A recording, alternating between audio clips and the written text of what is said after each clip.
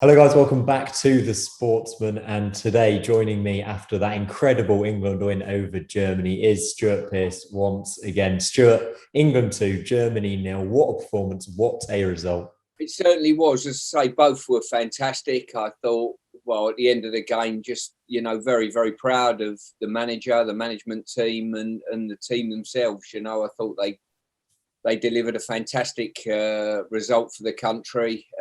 Spoke with you before, and I said, this result, if we did get this result, which I thought we would spark things, and the excitement and people ringing me and that type of thing has just gone crazy, and rightly so. Credit to the players.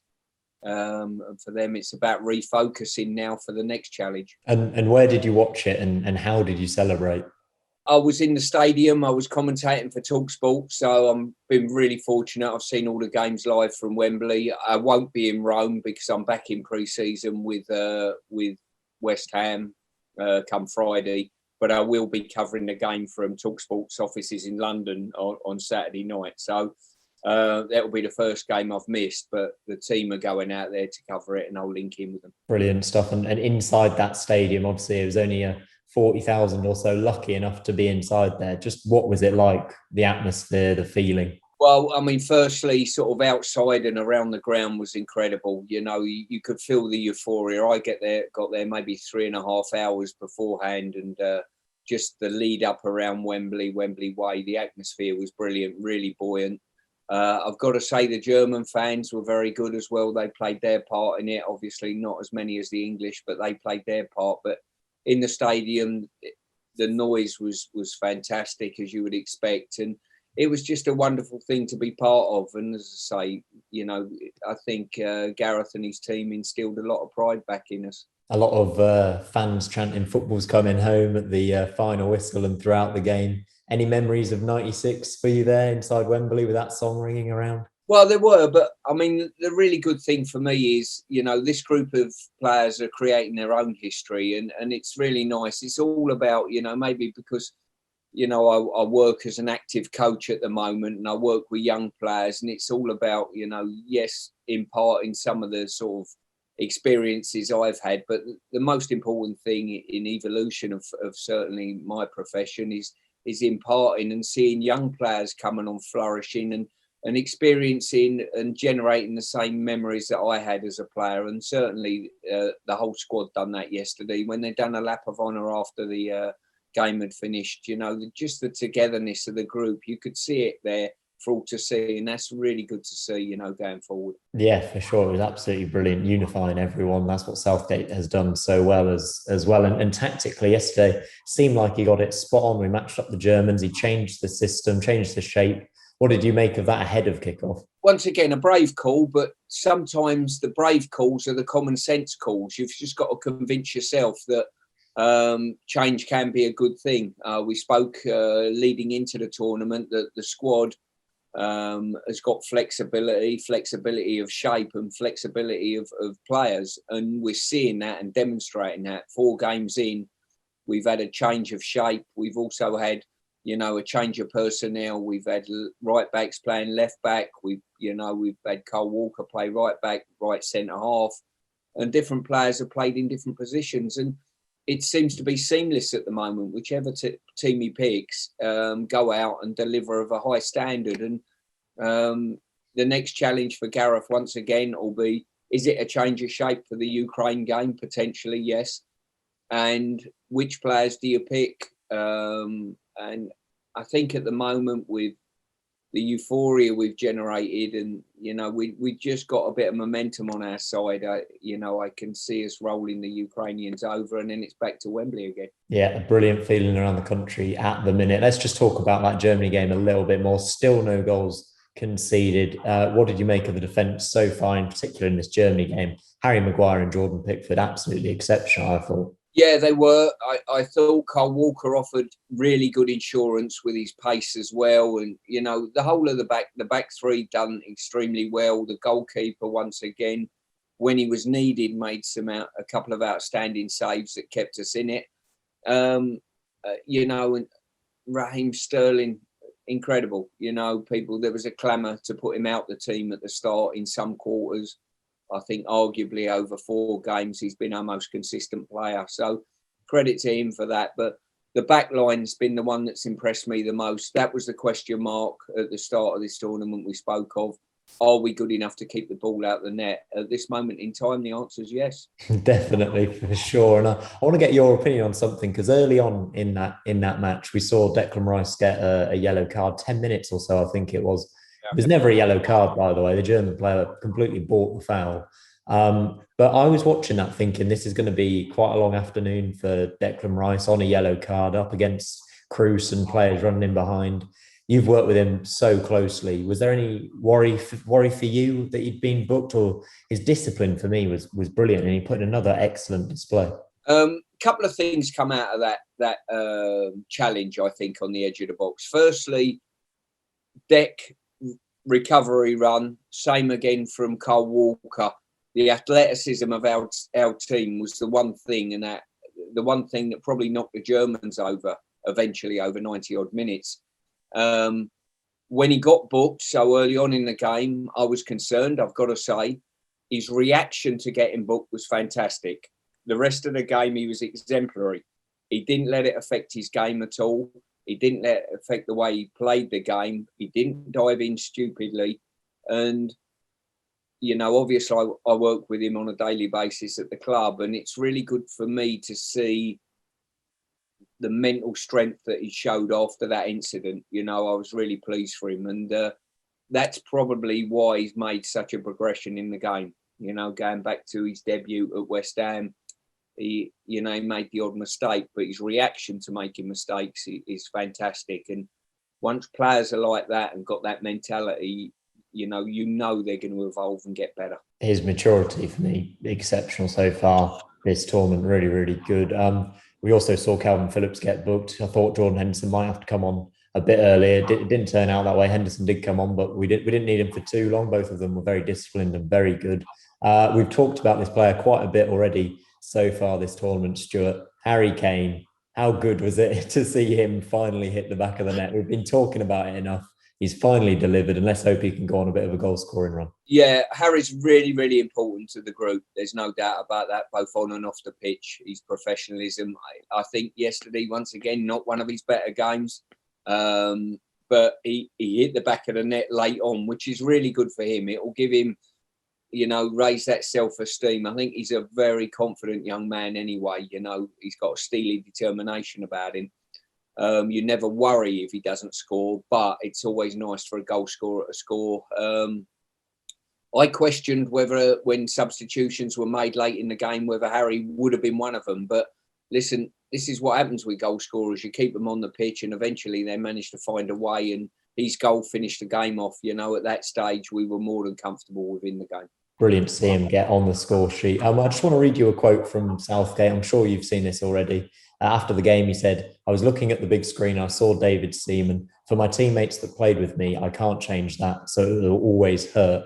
But what is lovely is that we've given people another day to remember." Now, as one of his teammates back in 1996 who saw how much it hurt him, what's your reaction to that quote? It's probably the mark of what he is there. It was a look back and the experiences that he had as a player.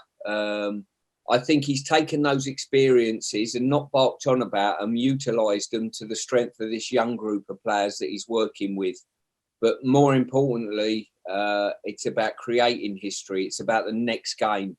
And, Gareth delivered the next game yesterday and delivered a great performance. And he's acutely aware of, we all get judged on what we do next rather than what we've done in the past. The past takes care of itself. People have fond memories or bad memories. Gareth used a bad memory to his advantage. And I think everything that he does, it's not centred around his playing career, but he's learned really valuable lessons. And he's taken those forward to empower these young group of players now. Yeah, do you think he can finally kind of put those ghosts to rest? We've had the penalty shootout winning the World Cup. Now we've beaten Germany in a major tournament. It's an incredible story from Southgate, isn't it, from where he was 25 years ago? Well, he's had a brilliant journey. He always was.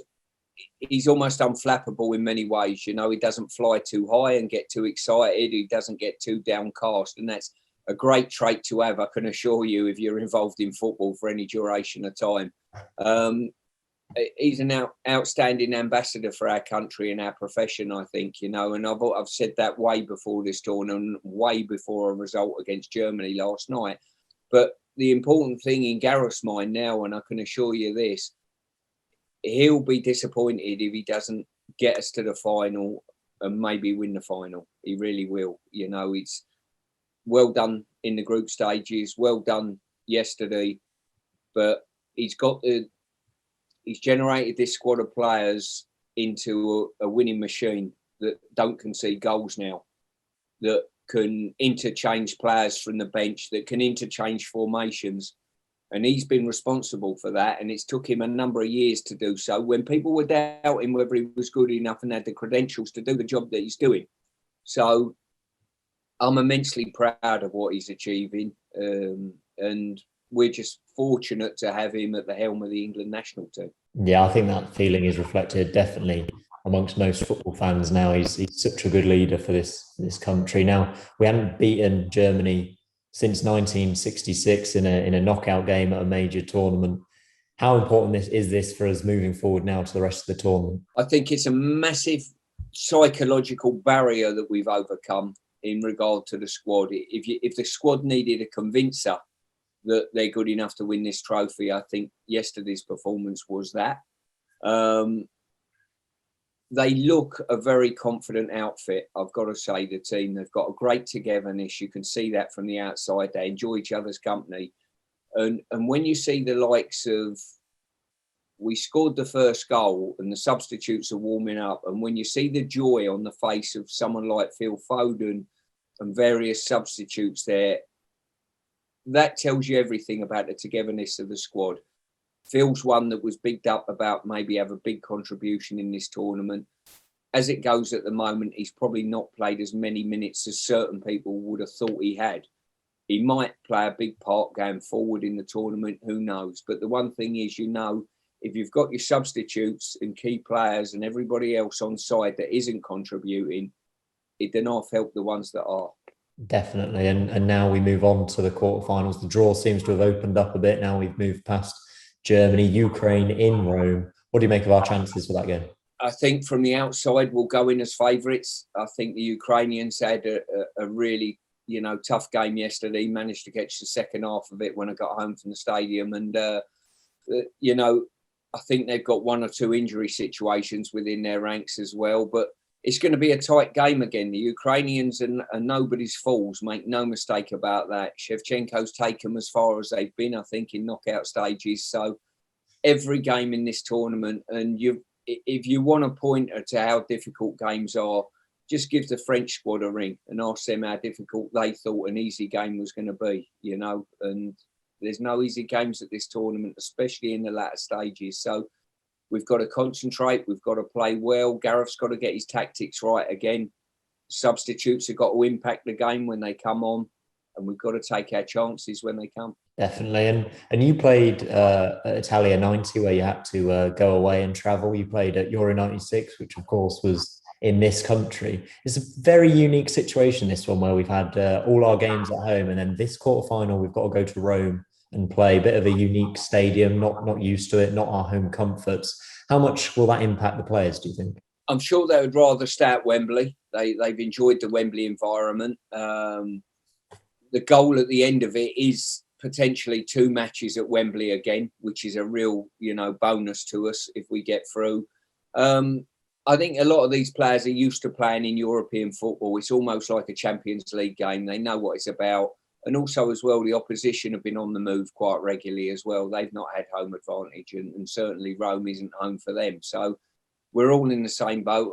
Maybe it just might even freshen the squad up. When you've been at one place all the time, they've been at St George's Park or based at Tottenham's training ground or whatever. Sometimes a trip to Rome for a few days and maybe a bit of sunshine might be just the lift they need at this stage. Did you enjoy some Italian sunshine in 1990? Of course, and I'm a little bit disappointed I can't go to Rome with the commentary team. I've got to do it from London. They're off on Thursday, I think, and going to have 3 days there and do a few programmes from Italy. So I think everyone's quite looking forward to jumping on a plane. I think we all are, really, because there's been so little travel over the last 18 months. Definitely. And let's talk tactics ahead of this one, what Southgate's got to think about. Do you think he'll go back to a back four? Do you think we only played a back three to match up the Germans? Yes, I do. I think he will go to a four.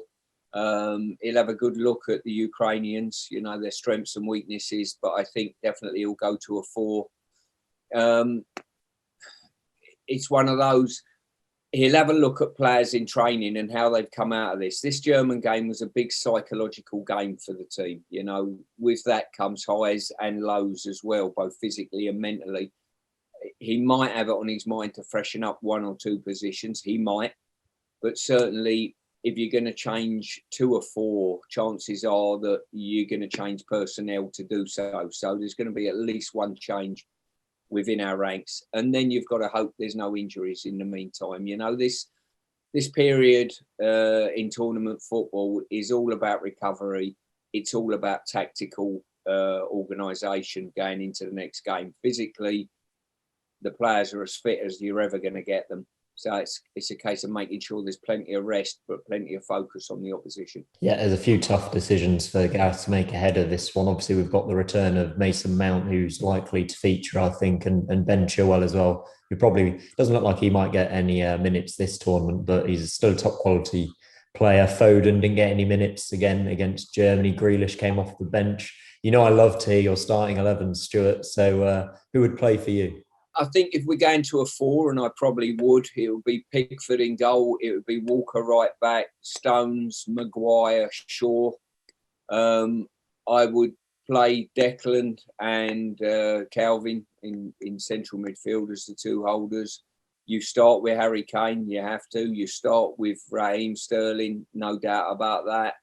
Question mark you've got is maybe Saka, whether you think he needs a rest at the moment. He is the one, and the only way you would work that out is what you see with your eye between now and kick-off and team selection time. I think that will definitely be sort of where I would go on that. If Saka looked to me as though he's fine and he can run the game out and he's got his tail up a little bit, I'd probably stick with him. And what does that leave me? Number 10. It might be a Grealish, potentially. Yeah. And I think I'd only know that by having a good study of the Ukrainians on where they can be potentially hurt, In some ways as well, I know it wasn't the ideal situation to have, but Mason Mount having a game off and managing to almost rest him for a week could be a big boost to England, especially with the games coming thick and fast. The beauty of it is, and this is where England have changed over the years, certainly in my time and even more recent times, you can name your 11 and one or two on top of that you think might improve it yourself. You name, 4 or 5 players there that could comfortably be as good as the starting players, on form and whatever. So you've got Mount, you haven't even mentioned Rashford, by the way, when you made sort of, you name tag a few players that were sat on the outside of it, Foden and all of these people that weren't in the starting lineup. It's quite incredible, really. So the beauty is whatever team he picks, I think tactically he'll get it right. And then from there, the ball's in the players' courts. The players will deliver performances that will keep them on the pitch, or Gareth will see fit that he's got, a double handful behind him to put on if he needs them. Definitely. And also your score predictions have been quite good so far. Stuart predicted us to get this far. What do you think is going to happen in the Ukraine game? I think we'll win the game 3-1. Very confident. They've scored a few goals, Ukraine, have been quite good going forward, but they've also conceded a few as well, so you could well be right there. Yeah, Yarmolenko is a decent striker, and obviously Yarmolenko, who we know very well at West Ham, that he's scored a wonderful goal already in the tournament. He's got the ability that I see on the first hand. He's a good finisher. You give him a sight of goal, so they'll have to be fearful of him in many ways. But listen, I think a lot of it is about us and the tempo we can play the game at. Yeah, can I quickly ask you about Yarmolenko, actually?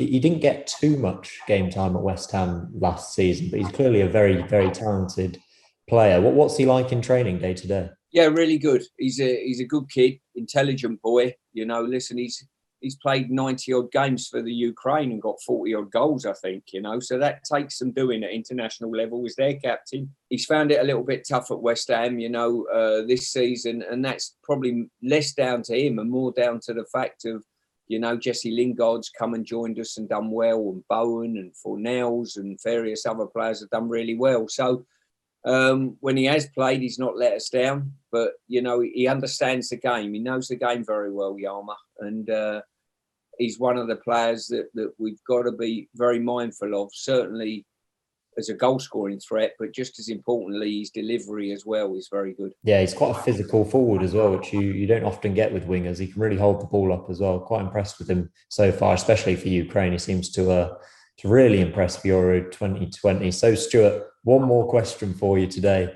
Is football coming home? I think it is. I really do. I think pre-German game, I thought to myself, if we win this will be the catalyst and give the real belief to the players. I see no reason why England have not got the ability. We've got the home advantage if we get past the Ukraine. The game's never that easy. Complacency has got to be.